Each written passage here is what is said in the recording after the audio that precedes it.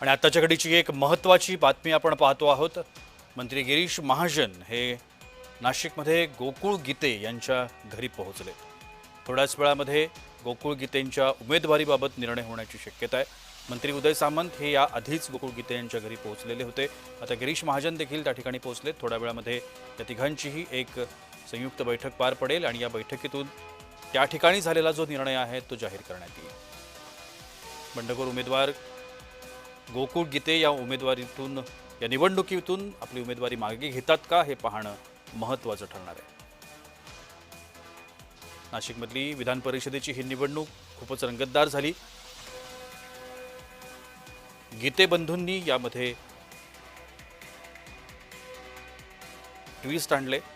सगळ्यात पहिल्यांदा गणेश गीते यांनी अर्ज भरण्याच्या अंतिम दिवशी आपला अर्ज मागे घेतला, मात्र त्यांचे बंधू गोकुळ गीते हे त्या संपूर्ण दिवशी नॉट रिचेबल होते। आपण या सगळ्या संदर्भात अधिक माहिती घेण्याचा प्रयत्न करूया। आमचे नाशिकचे प्रतिनिधी किरण गोटूर आता माझ्यासोबत आहेत। किरण, आता गिरीश महाजन हे गीते बंधूंच्या घरी दाखल झालेले आहेत। याआधी एकूणच आता गिरीश महाजन येतात। आता गिरीश महाजन आणि भाजपचे काही नेते, शिवसेनेचे काही नेते असे एकत्रितपणे गीते बंधूंशी एकूणच चर्चा करत आहेत आणि या बैठकीनंतर एक पत्रकार परिषदेचं आयोजन करण्यात आलेलं आहे। मागच्या काही दिवसांपासून गोकुळ गीते यांची समजूत काढण्याचा जो प्रयत्न आहे आपण बघितलेला आहे। सगळ्या संदर्भात एक बैठक झाली। गोकुळ गीते यांना माघार घेण्यासाठी मंत्री उदय सामंत, गिरीश महाजन यांनी जे आहे ते मनधरणी केली आणि त्यानंतर गोकुळ गीते आज आपली उमेदवारी मागे घेऊन महायुतीचे उमेदवार नरेंद्र दराडे यांना पाठिंबा देतील अशा पद्धतीचं माहिती आहे। पण काही वेळानंतर या सगळ्या संदर्भात अधिकृत घोषणा होईल आणि त्यामुळे नेमकं पत्रकार परिषदेमध्ये गीते बंधू काय भूमिका घेतात, गोकुळ गीते नेमकं काय भूमिका घेते, नरेंद्र दराडे यांना पाठिंबा देतात का हे बघणं महत्त्वाचं असणार आहे। नक्कीच किरण, या सगळ्यामध्ये महत्त्वाचा जो भाग ठरला होता तो म्हणजे गोकुळ गीतेंचं म्हणणं होतं की माझा बाप काढला गेला आणि त्यामुळे मी आता या निवडणुकीतून माघार घेणार नाही अशी स्पष्ट भूमिका त्यांनी घेतली होती। मात्र ज्यांनी गोकुळ गीतेंचा बाप काढला त्यांची प्रतिक्रिया त्यानंतर आलीच नाही माध्यमांमध्ये। त्यांचं काय म्हणणं आहे या सगळ्यामध्ये? गोकुळ गीते यांनी दोन मुद्द्यावरती या निवडणुकीवर ठाम होते। एक तरी ज्या विरोधकाकडनं माझं बाप काढण्यात आलं हा एक आरोप आहे ते गोकुळ गीते यांच्याकडनं करण्यात आलेला होता आणि त्यानंतर नरेंद्र दराडे यांचं जो काम आहे मागच्या काही वर्षांमध्ये तो काम हे व्यवस्थित नाही, कुठल्याही मतदारांचं त्यांनी काम केलेलं नाही अशा पद्धतीचा आरोप गोकुळ गीते यांनी केलेला होता आणि त्यामुळे मला मतदारांचा चांगला प्रतिसाद मिळतोय आणि म्हणून मी ही निवडणूक लढत आहे अशा पद्धतीची भूमिका घेतल्यानंतर दराडे बंधूंकडनं देखील असं कुठलाही अपशब्द वापरलेलं नाही अशा पद्धतीची जी आहे ती भूमिका किंवा खुलासा दराडे बंधूंनी केलेली होती। आणि या सगळ्यानंतर महायुतीचे मंत्री जे आहेत ते मागच्या काही दिवसांपासून गोकुळ गीते यांची समजूत काढत होते। गोकुळ गीते यांनी या निवडणुकीवरती ठाम होते आणि त्यानंतर मुख्यमंत्री आणि उपमुख्यमंत्री या दोघांनीही गोकुळ गीते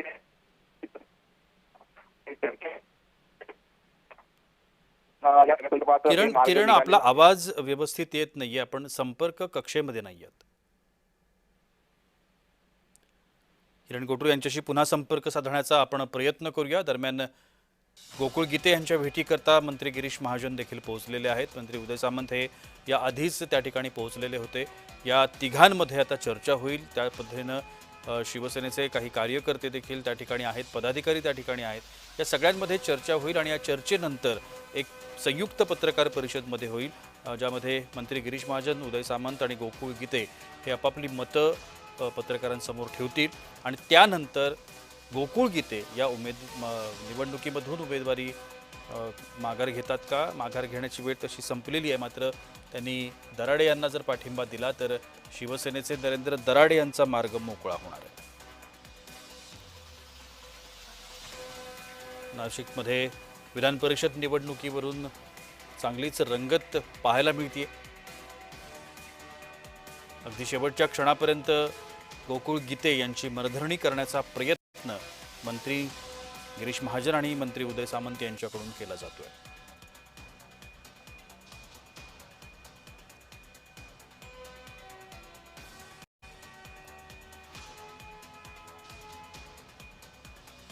शिवसेनेचे अनेक नेते, पदाधिकारी, कार्यकर्ते हे आता गोकुळ गीते यांच्या निवासस्थानी आहेत। पुन्हा एकदा आपण किरण गोटूर यांच्याकडे जाऊया. किरण गोटूर जोडले गेलेत.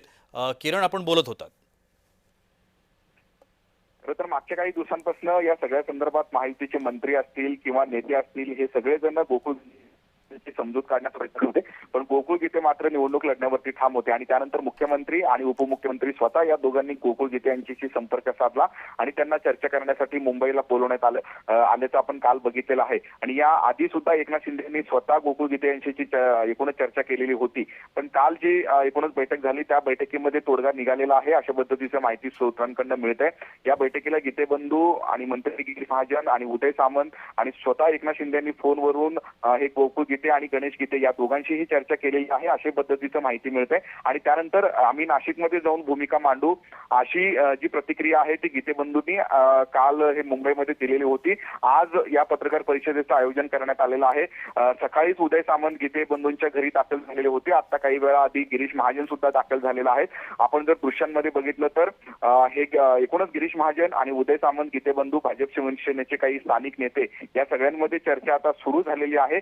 या बैठकीनंतर एक पत्रकार परिषदेचं आयोजन करण्यात आलेलं आहे आणि जर गोकुळ गीतेंनी आपली उमेदवारी मागे घेतली तर त्यांना काय आश्वासन भाजप आणि शिवसेनेकडनं मिळालेलं आहे हेही पाहावं लागणार आहे. आणि नेमकं गोकुळ गीते जे कालपर्यंत निवडणूक लढण्यावरती ठाम होते, अचानक ते आज जर त्यांनी आपली उमेदवारी मागे घेतली तर का मागे घेतली आणि त्या संदर्भात गोकुळ गीते काय बोलतात हेही बघणं महत्त्वाचं असणार आहे. आणि त्यामुळेच अगदी काही वेळानंतर या पत्रकार परिषदेचं आयोजन आहे. या पत्रकार परिषदेमध्ये किरण, या सगळ्यामध्ये एक छोटासा प्रश्न की समजा गोकुळ गीते यांनी उमेदवारी मागे घेतलीच नाही, त्यांनी दराडे यांना पाठिंबा दिलाच नाही, त्यांच्या उमेदवारीमुळे दराडेंना किती धोका निर्माण होऊ शकतो विजयश्रीपासून? निश्चितच गोकुळ गीते यांच्या उमेदवारीमुळे महायुतीच्या अडचणी वाढलेल्या होते. प्रामुख्याने शिवसेना आणि शिवसेनेचे उमेदवार नरेंद्र दराडे यांच्या अडचणी एकूणच वाढल्याने मागच्या काही दिवसांपासून गोकुळ गीते यांची समजूत काढण्याचा जो प्रयत्न आहे सगळे महायुतीचे मंत्री करत होते आणि याच सगळ्या प्रयत्नांना काल मुंबईमध्ये यश मिळालेलं आहे अशा पद्धतीची माहिती सूत्रांकडून मिळते. आणि जर गोकुळ गीते जर आपली उमेदवारी मागे घेणार असतील तर त्यांना नेमकं काय आश्वासन देण्यात आलेलं आहे आणि ते कुठल्या मुद्द्यावरती आपली एकूणच अर्ज किंवा जी उमेदवारी हे मागे घेऊन नरेंद्र दराडेंना पाठिंबा देतात ते नेमकं म्हणतात या सगळ्या संदर्भात ते बघणं महत्त्वाचं असणार आहे. महत्त्वाची जागा आहे संपूर्ण विधान परिषदेमध्ये आणि ही जागा शिवसेनेसाठी सोडली होती, त्यामुळे यामध्ये काहीतरी कलह निर्माण होईल, वाद निर्माण होतील किंवा अंतर्गत काहीतरी कुरबुरी निर्माण होतील याची कदाचित शक्यता नव्हती. मात्र गोकुळ गीते, गणेश गीते यांनी ऐन वेळेला बंडखोरीची भाषा सुरू केली आणि त्यानंतर या सगळ्या प्रकरणाला सुरुवात झाली आहे. गणेश गीते यांनी सुद्धा आपली उमेदवारी जी आहे ती अर्ज दाखल केलेली होती, कारण ही जागा भाजपला सुटेल. कारण काही स्थानिक नेत्यांनी अशा पद्धतीचा जो प्रस्ताव आहे तो वरिष्ठांकडे पाठवलेला होता. भाजपकडे जास्त मतदार आहेत आणि म्हणून नाशिकची जागा ही भाजपला मिळावी अशी मागणी जी आहे ती स्थानिक नेत्यांची सुद्धा होती. पण वाटाघाटीमध्ये ही जागा जी आहे ती शिवसेनेला गेली आणि त्यानंतर एकूणच गणेश गीते यांनी आपली उमेदवारी अर्ज ऐन वेळेस म्हणजे अर्ज मागे घेण्याच्या शेवटच्या दिवशी गणेश गीते यांनी आपली उमेदवारी अर्ज मागे घेतली आणि त्यानंतर गोकुळ गीते मात्र निवडणूक लढण्यावरती ठाम राहिले आणि गोकुळ गीते यांच्यामुळेच महायुतीची कुठेतरी अडचण ही निर्माण झालेली होती. या सगळ्या निवडणुकीमध्ये रंगत जी आहे किंवा चुरस वाढलेली होती आणि हेच जे आहे ते महायुतीला नको होतं. म्हणून शिवसेना आणि भाजपच्या नेत्यांनी गेल्या काही दिवसांपासून गोकुळ गीते यांची समजूत काढण्याचा प्रयत्न हे करत होते. काल या सगळ्या संदर्भात मुंबईमध्ये जेव्हा बैठक झाली त्या बैठकीनंतर या सगळ्या मध्ये सकारात्मक मार्ग निघेल अशी प्रतिक्रिया काल उदय सामंत यांनी दिलेली होती. आणि नेमकं हा सकारात्मक निर्णय काय असेल आणि जर गोकुळ गीतेने आपली उमेदवारी मागे घेतली आज या पत्रकार परिषदेमध्ये जर घेतलं तर गोकुळ गीते यांना महायुतीकडनं काय आश्वासन देण्यात आलेलं आहे खरं तर हे सगळं बघणं महत्त्वाचं असणार आहे. या सगळ्या संदर्भात गिरीश महाजन यांची भूमिका खूप महत्त्वाची ठरणार आहे, कारण पहिल्यापासून आपल्या सगळ्यांमध्ये एकच गोष्ट चर्चेची आहे ती म्हणजे गणेश गीते आणि गोकुळ गीते हे दोन्ही गीते बंधू जे आहेत हे गिरीश महाजनांचे खास आणि निकटवर्तीय असल्याचं सगळ्यांना माहिती आहे आणि तशा पद्धतीच्या चर्चा देखील होत्या. प्रामुख्याने गणेश गीते हे गिरीश महाजन यांचे निकटवर्ती आहेत. गेल्या अनेक वर्षांपासून गणेश गीते हे भाजपमध्ये काम करतात. महापालिकेमध्ये स्थायी समितीचे अध्यक्ष पद त्यांनी 2दा भूषवलेलं आहे आणि त्यामुळे गिरीश महाजन आणि एकूणच गणेश गीते यांचे चांगले संबंध आहेत. पण गोकुळ गीते मात्र हे भाजपमध्ये सक्रिय नव्हते. फक्त ते आपले बंधू जे गणेश गीते भाजपमध्ये आहेत त्यांना नेहमी म्हणजे एकूणच पाठीमागून हे मदत करत होते. पण गोकुळ गीते मात्र असं फुल टाइम किंवा कुठलंही पद जे आहे ते भाजपचं हे गोकुळ गीतेंकडे नव्हता. पण या सगळ्या निवडणूक गोकुळ गीते यांनी आपली उमेदवारी अर्ज दाखल केल्यानंतर गिरीश महाजन यांनी गणेश गीते यांच्या मार्फत गोकुळ गीते यांचं समजूत काढण्याचा प्रयत्न जो आहे तो वेळोवेळी केलेला आहे आणि त्यांना काही प्रमाणात का होईना आता यश अशा पद्धतीचं माहिती सूत्रांकडून मिळते. पण नक्कीच. हे सगळं प्रयत्न करत असताना गीतेन बंधूंवरती दबाव आणलेला आहे का किंवा कुठला आश्वासन गीते बंधूंना देण्यात आलेलं आहे हे बघणं आजच्या पत्रकार परिषदेमध्ये महत्वाचं असणार आहे. नक्कीच. धन्यवाद किरण, आपण दिलेल्या विस्तृत माहिती करता. दरम्यान या सगळ्या प्रकरणावरती काय तोडगा निघतो हे पाहणं महत्त्वाचं ठरणार आहे. मंत्री गिरीश महाजन आणि मंत्री उदय सामंत हे आत्ता गोकुळ गीतेंच्या निवासस्थानी आहेत.